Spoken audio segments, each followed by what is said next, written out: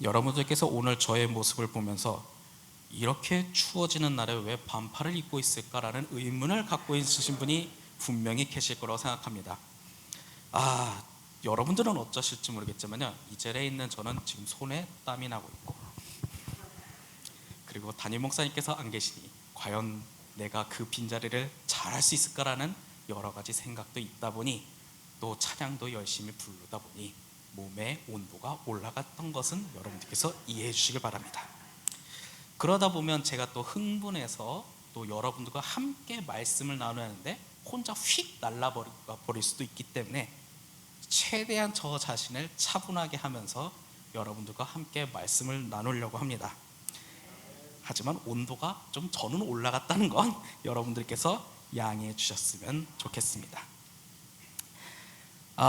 오늘 사도행전에 대한 이야기를 우리가 한번 나눠보려고 합니다. 여러분들도 가끔 뉴스를 보다 보면 여러 가지 소식들이 나옵니다. 솔직히 뉴스 속에는 좋은 소식보단 나쁜 소식, 속상한 소식들이 많이 나오죠. 아마 그게 또 사람들이 많이 보다 보니 그런 소식을 하는데, 그런데 가끔 뉴스를 보다 보면 교회가 어쩌고 저쩌고 하는 뉴스가 나올 때 엄청나게 여러분들은 속상할지도 모르겠습니다. 그리고 아무리 봐도 교회가 오해를 받아서 나쁜 뉴스 속에 나왔다면 오해를 풀면 되는데, 아무리 봐도 좀 교회가 나쁜 소식으로 나오고 저건 좀 교회가 잘못한 것 같다는 뉴스를 볼 땐 어쩌면 참 우리는 교회에 대해서 많은 생각을 합니다. 저 또한 그런 뉴스를 보면서 굉장히 부끄러웠던 적도 많고 많은 생각을 합니다. 그때마다 항상 드는 생각이죠. 교회란 무엇일까?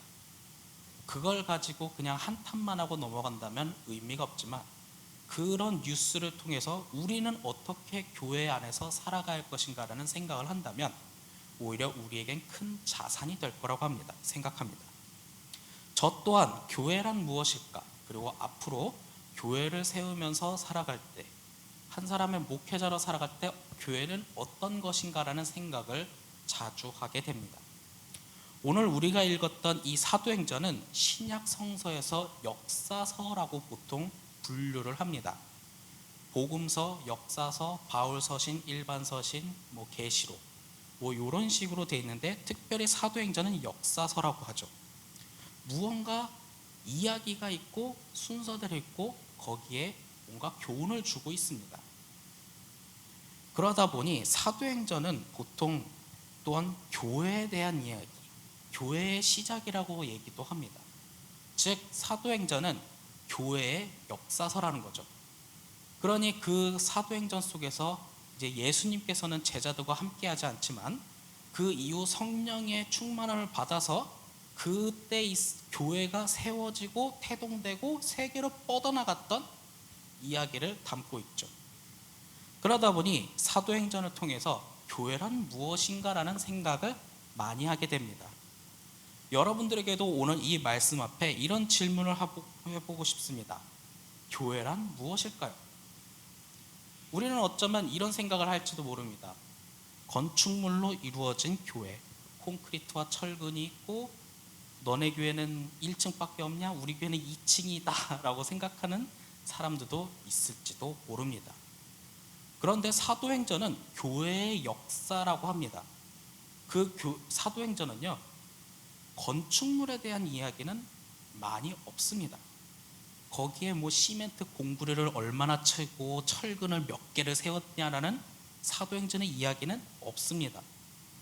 굳이 있다면 바울이 천막을 치면서 아르바이트를 했다라는 기록은 있죠. 그러니까 그 천막도 교회야 라고 한다면 제가 할 말은 없지만, 사도행전에 있는 내용은, 포커스는 그런 건축물을 세우는 이야기가 많이 있지 않습니다. 그럼 무슨 이야기가 있냐? 사람, 정확히 말하면 하나님의 말씀대로 살아가는 그 사람들의 이런저런 이야기가 굉장히 많이 담겨 있죠. 그래서 저는 많은 생각을 하면서 저 혼자 깨달았다고 할까요? 나이 젊은 사람이 깨달았다고 표현하겠죠. 그렇지만 저는 사도행전을 보면서 생각합니다. 사람이 곧 교회다. 사람이 살아가는 그 시간이 바로 교회가 아닐까. 어쩌면 우리는 복음을 증거합니다. 복음을 증거하다 보면 성공할 때도 있지만 실패할 때도 있죠. 성공도 교회고 실패도 교회고, 그렇게 우리가 살아가면서 하는 것이 교회의 역사, 그리고 그것이 교회가 아닐까 생각합니다. 즉 건축물로 된 것도 교회입니다. 하지만 제일 중요한, 그것보다 더 우선시되는 건 여러분들이 교회라는 거죠. 여기 앉아있는 여러분들이 하나님의 말씀을 듣고 이제 이 예배가 끝나서 세상 속에 나아갈 때 하나님 말씀대로 살아갈 때 그게 교회고 교회가 확장된다는 거예요. 그래서 바로 우리가 교회라는 생각을 하게 됩니다. 오늘 저는 담임 목사님 대신에 새벽 설교까지 해서 많은 시간을 이제 위임을 받았습니다. 그러다 보니까 무엇을 가지고 할까 했는데 사도행전 가지고 이야기를 할 거예요. 내일 새벽도 사도행전 가지고 이야기할 겁니다. 예고죠. 그러면서 교회란 과연 무엇일까 한번 여러분들과 이야기를 나눠보고 싶습니다. 오늘 이 말씀은 사도행전 4장의 이야기가 있죠. 여기서도 교회에 대한 이야기가 나옵니다. 이 말씀 전에 있던 사건을 잠깐 이야기하자면, 베드로와 요한이 성전 미문에 앉아있는 안전뱅이에게 내가 너한테 줄 것은 없지만 예수 그리스도의 이름으로 일어나 걸어라 라고 했습니다. 그럴 때 교회가 예수 그리스도의 이름으로 기적을 행하는 위대한 역사를 보고 있는 거죠. 그런데 오늘의 이 말씀은 4장 초반부터 포커스가 제자들이 아닌 제사장들과 사두개인들과 서기관들에게 포커스를 맞추고 있습니다. 그들에 대해서 사도행전 4장 2절에 보면 싫어한다라는 표현이 있습니다. 부활이 있다고 백성을 가르치고 전함을 싫어하여 라는 거죠. 그들은 제자들이, 사도들이 하는 그 행동을 싫어했다고 합니다. 이 내용을 원어를 좀 더 하면 특히 불안해한다라는 뜻을 더 갖고 있어요. 그리고 충격적인 경험으로 인해 정신적 장애가 있다는 표현까지도 내포가 되어 있는 단어입니다. 즉 뭐냐? 사도들의 그런 행동들을 인해서, 사도들이 기적을 행하고 예수의 복음을 증거하는 그거에 대해서 그들은 불안해하고 있다라는 거죠. 그렇다면 왜 그들은 불안해했을까라는 것을 우린 바로 생각해 볼 필요가 있습니다.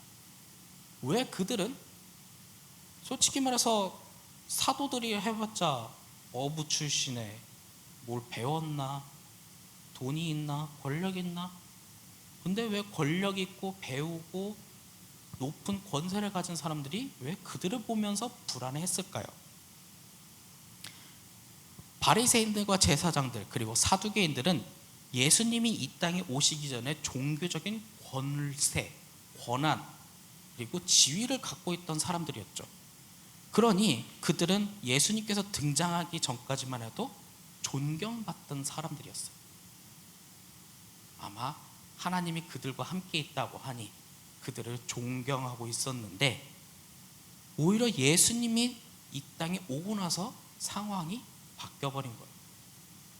오히려 진정한 기적과 하나님의 말씀은 예수라는 어떤 한 사람에 의해서 보여지고 있고, 그러다 보니까 대제사장과 서기관들, 존경받던 그들은 오히려 풍자와 비판의 대상이 되어버렸던 거죠. 그냥 여러분들이 한번 상상해 봤으면 좋겠습니다. 만약에 입장 바꿔 생각해 보면, 우리가 항상 기도하고 주님의 이름을 부르짖을 때 능력이 나타나는데, 어느 날 우리가 그 능력이 안 나타나고 옆에 있는 조그마한 개척교회에서 그 능력이 나타난다고 생각해 봐요. 여러분들은 어떤 생각 가지실 것 같아요? 물론 우리는 그런 사람들이 아니지만 한번 그렇게 생각해 본다면 이들은 오히려 불안해하고 있는 것이 당연했던 거죠. 그러는 중에 사도행전 4장 4절에 보면 믿는 자가 많아졌고 남자의 수가 약 5천이나 되었다고 합니다. 여기서 좀 남자의 수만 체크한 건 조금 저도 좀 별로 좋아하진 않지만, 아마 여성, 아이들까지 합하면 10,000명에서 15,000명 정도 되지 않을까 생각합니다. 아무튼 굉장한 많은 사람들이 모였어요. 우리 인간의 역사상 뭐 예를 들어서 왕정이든 공화정이든 아무튼 사람이 갑자기 예전에는 없었는데 사람들이 갑자기 많이 모이기 시작해요. 그럼 어떤 생각이 들까요? 왕도요, 절대적인 권력을 갖고 있던 왕도요, 갑자기 저 밖에 사람들이 많이 모여 있다 하면요, 불안해해요. 자기가 가지고 있는 걸 빼앗길 것 같아서. 그러니 점점 예수를 믿는 사람들이 많아지고 있으니 굉장히 불안해하고 있는 거죠. 즉 사도행전은 이 모습을 정확하게 기록하면서 우리에게 말하고 있습니다. 예수님의 복음을 증거하고 외치고 열심히 기쁨으로 활동했는데 세상의 권력자들, 힘 있는 자들, 돈 있는 자들, 명예 있는 자들한테 시기와 질투를 받고 있네요. 우리는 한번 그런 경험이 있었을 거라고 생각합니다. 제가 직접 보지는 않았지만 우리가 이제 길거리 나가서 전도를 해요. 전도를 해보는데 우리보다 더 많은 사람들이 모이는 교회에 있는 사람들이랑 전도하다가 부딪혀요. 그럼 여러분들은 어떤 생각이 드세요? 아니, 우리보다 더 큰 교회에서 전도하고 있는데 여기 지나가면 왠지 좀 뭔가 좀 내가 약해지는 것 같고 소외받는 것 같고 우리보다 더 힘이 센 것 같은데, 물론 하나님 보시기엔 똑같은 교회지만 말입니다. 오늘 이 제자들의 있는 상황이 뭐랄까 그런 상황이에요. 자기보다 더 강하고 힘센 사람들이 와서 시기와 질투를 하고 있는 거죠. 그럼 어떤 기분이었을까요? 여러분들은 어떻게 생각하십니까? 여러분들은 바로 교회입니다. 교회로 우리가 해야 할 일을 하고 있습니다. 오늘 받은 하나님의 말씀으로 내 삶이 새롭게 되어서 세상 속에 복음을 증거하는데 나는 왜 시기와 질투를 받으면서 힘들까? 주님, 너무한 거 아닙니까? 나 열심히 살아가고 있는데 하나님 말씀으로 살아가는데 왜 나는 이렇게 힘들고 왜 이렇게 시기와 질투를 받을까요? 어떤 부흥 강사님이 참 재미난 말씀을 했습니다. 교회가 잘 되면요, 동족업계가 질투한답니다. 좀 말이 어떻게 들리실지 모르겠는데 우리 교회가 잘 되면요, 옆에 있는 교회들이 질투한대요. 부정하고 싶죠? 원래 그 하나님이 생각하고 하나님이 기뻐하는 교회는 그런 교회가 아닌데, 근데 그게 또 현실이니까요. 과연 우리는 왜 그렇게 살고 있을까? 근데 오늘의 이 말씀이 바로 우리에게 시기와 질투, 권력자들, 특히 강자들에게 시기와 질투를 받는다는 이야기를 하고 있어요. 만약에 여러분들이 사도행전을 쓰는 저자라고 한번 생각해 봅시다. 이런 안 좋은 상황, 여러분들은 서술하겠습니까? 솔직히 우리 자녀들에게 교회에 대해서, 믿음에 대해서 가르쳐 주는데, 야, 너 교회에 대해서 열심히 하면 세상에 너보다 더 센 사람한테 시기와 질투를 받아, 이거 가르치고 싶으세요? 우리가 만약 사도행전의 저자라면 그 내용 안 썼을 거예요. 안 쓰고 오히려 2000년 후에 이제 성남교회라는 사람들이 딱 이제 우리가 썼던 그 성경에 대한 내용, 역사에 대한 내용을 하는데 우리가 시기와 질투를 받았다는 내용을 쓸까요? 그럼에도 불구하고 성경은 그걸 말하고 있어요. 그것이 우리에게 말하고 있는 것은 딱 하나입니다. 우리는 올바른 일을 합니다. 하나님의 의를 따라서 삽니다. 그러면 시기와 질투는 당연하게 따라온다는 거죠. 물론 그것 때문에 나 이제 도저히 믿음 생활 하기 싫어 하면서 떠나는 사람도 있을지도 모릅니다.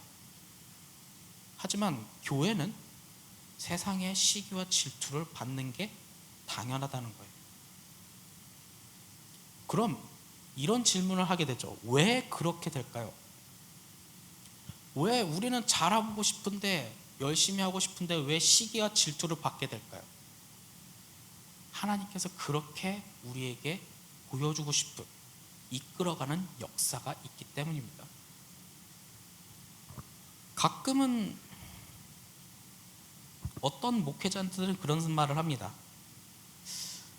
난 왜 계속 시골에만 있을까? 나는 왜 자꾸 사람들 없는 데만 있나? 요새 친구 목회자들이 조금 그런 힘듦을 얘기하는데, 지금은 모를 겁니다. 하지만 시간이 지난 후에 그때 그 시절을 생각해 보면 주님의 뜻을 알게 되겠죠. 그러니 주님의 뜻이 지금 언제인지 모르나 우리가 세상 속의 시기와 질투를 받고 있지만 10년, 15년, 20년 지난 다음에 오늘 이 시점을 생각하다 보면 다 주님의 뜻이 있었다는 거죠. 우리를 더 인내하고 더욱더 굳건하게 만드는 주님의 역사도 있을 거고, 그게 나중에 알고 봤더니 좋은 일로 바뀌게 되는 일들이 있었다는 거예요. 우리가 가지고 있는 믿음은 지금 당장 눈에 보이지 않지만, 믿음은 보이지 않는 것의 실상, 눈에 보이지 않지만 언젠가 이것을 주님께서 더 크게 역사하실 거라는 걸 믿는 것, 믿음은 보이지 않는 것의 실상이라는 것이 바로 그런 뜻 아니겠습니까? 오늘도 이 말씀, 우리가 읽었던 이 말씀 중에 사도들은 시기와 질투를 받고 있습니다. 더 센 사람, 권력자들.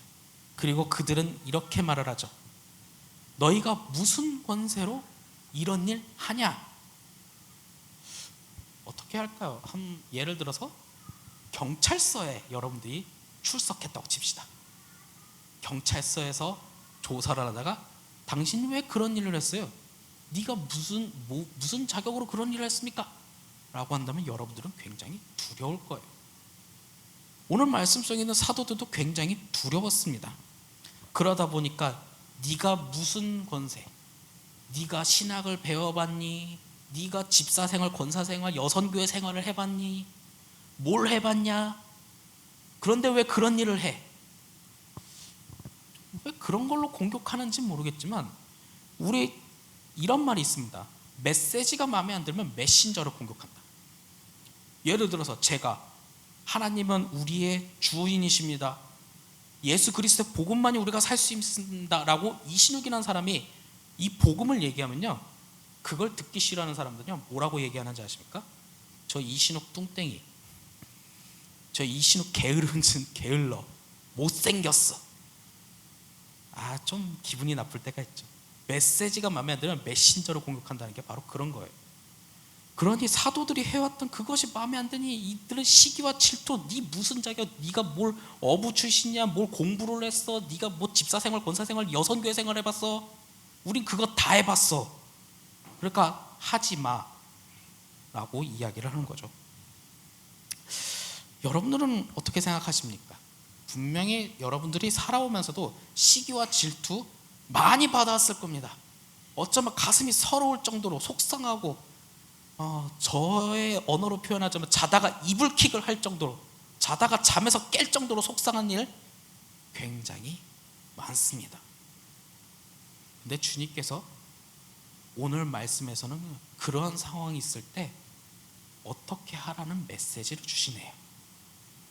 오늘 우리가 읽었던 말씀 중에 베드로가 딱 그들의 회당 가운데 중앙에 서서 신문을 받고 있습니다. 너 무슨 자격으로 했어? 너 무식한 어부잖아. 그러니까 하지마 라고 했는데 무슨 자격으로 해? 그때 베드로가 했던 말이 뭔지 아십니까?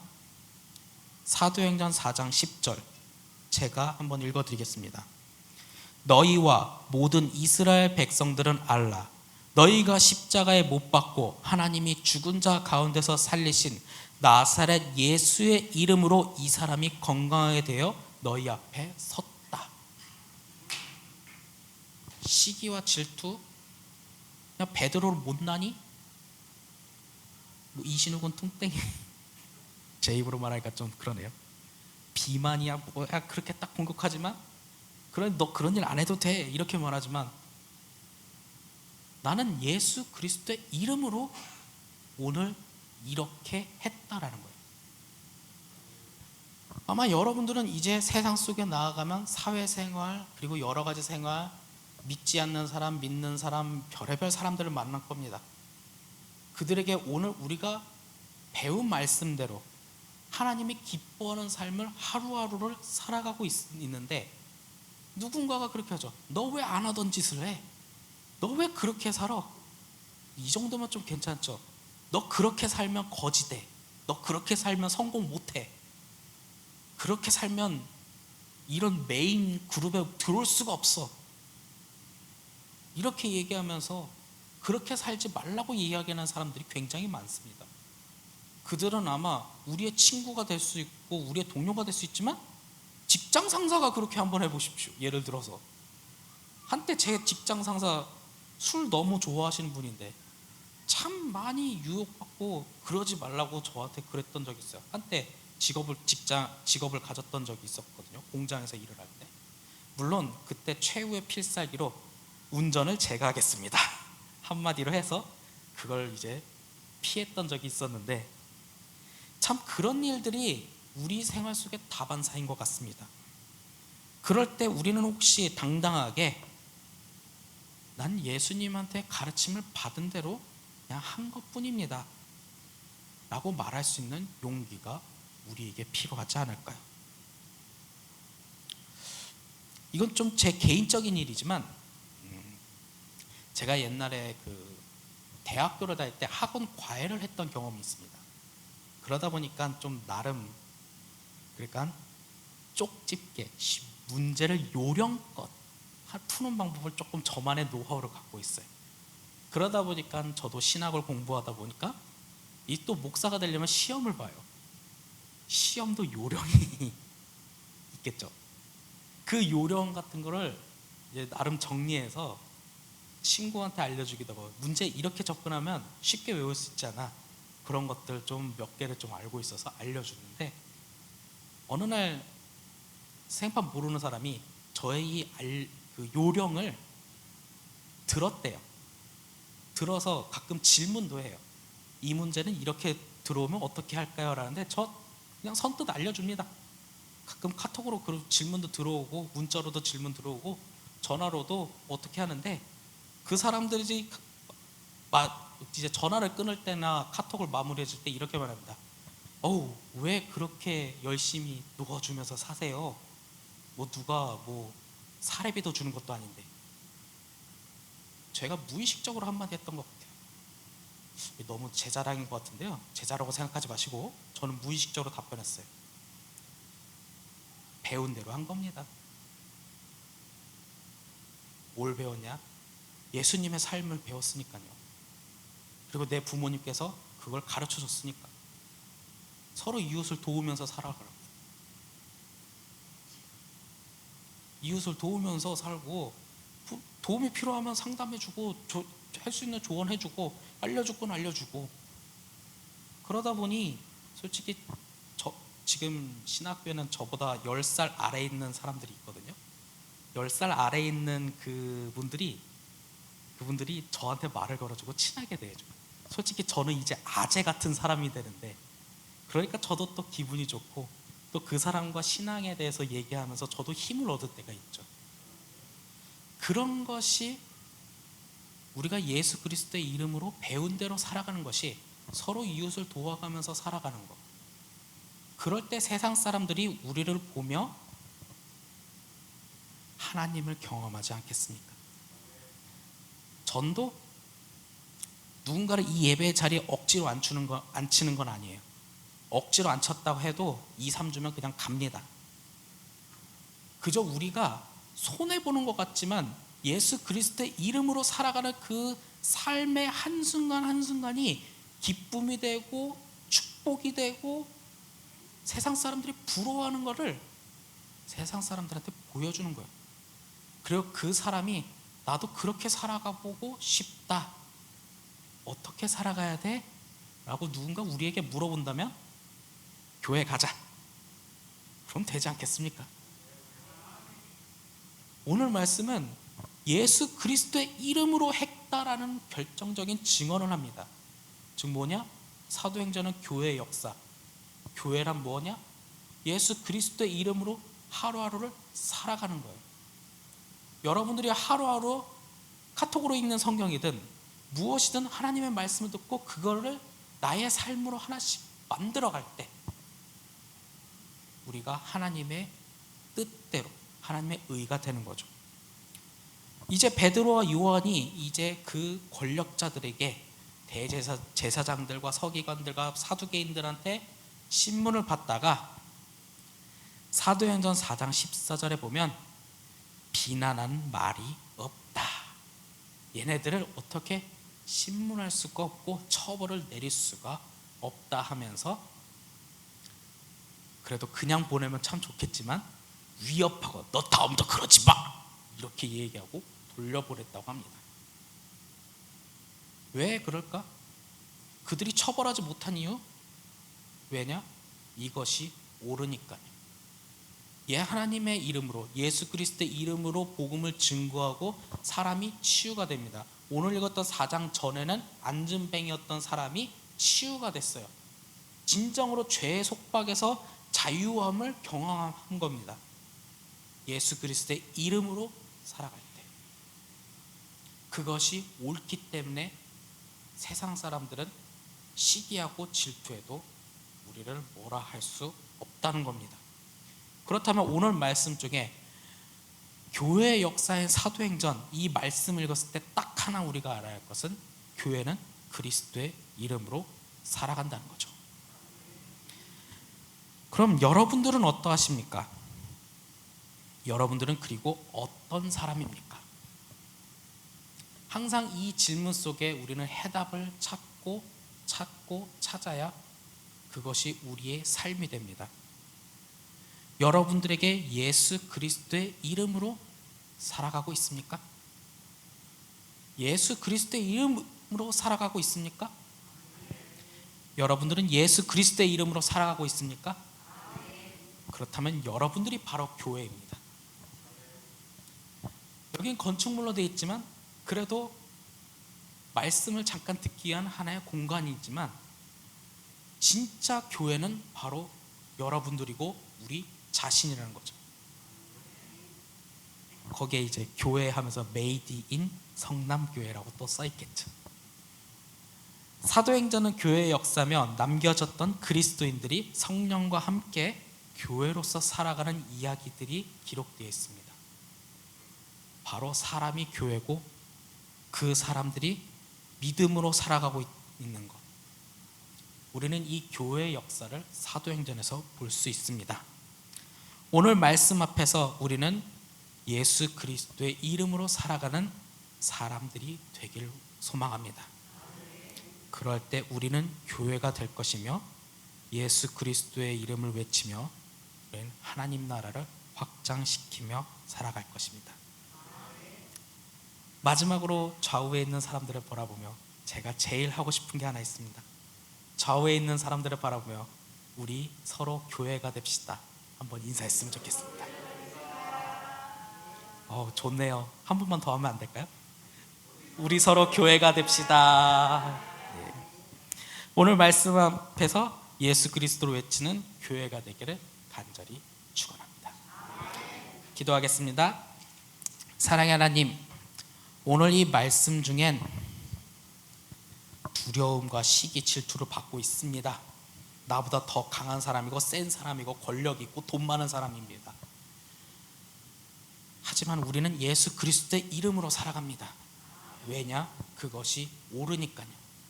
그것이 내 마음속에 중심이 되어 오늘 이 예배가 끝난 세상 속에 살아갈 때 우리가 예수 그리스도의 이름으로 살아갔으면 좋겠습니다. 물론 많이 힘들 겁니다. 하지만 주님께서 위로함을 주시고 힘을 줄 거라고 우린 믿습니다.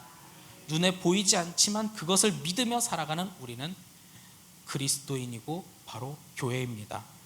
우리가 그렇게 살아갈 수 있도록 주님 도와주시옵소서. 또한 주님 앞에 작은 예물을 드렸습니다. 세상 사람들이 이것을 작다 할지 모르겠지만 그래도 주님께 우리의 마음을 드렸습니다. 주님, 우리의 마음을 받아주세요. 언제나 함께 하신 아버지께 감사드리며 주 예수 그리스도의 이름으로 기도하였습니다.